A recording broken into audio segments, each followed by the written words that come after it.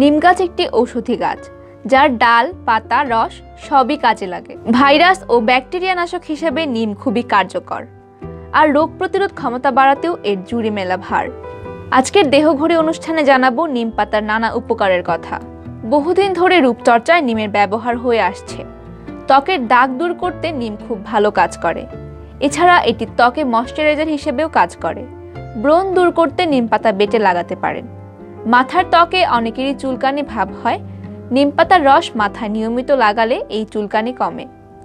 নিয়মিত নিম পাতার সঙ্গে কাঁচা হলুদ পেস্ট করে লাগালে ত্বকের উজ্জ্বলতা বৃদ্ধি ও স্কিন টোন ঠিক হয়। চুল উজ্জ্বল, সুন্দর ও দৃষ্টিনন্দন চুল পেতে নিম পাতার ব্যবহার বেশ কার্যকর। চুলের খুশকি দূর করতে শ্যাম্পু করার সময় নিম পাতা সিদ্ধ পানি দিয়ে চুল ম্যাসাজ করে ভালোভাবে ধুয়ে ফেলুন, খুশকি দূর হয়ে যাবে। চুলের জন্য নিম পাতার ব্যবহার অদ্বিতীয়। সপ্তাহে একদিন নিম পাতা ভালো করে বেটে চুলে লাগিয়ে 1 ঘন্টার মতো রাখুন।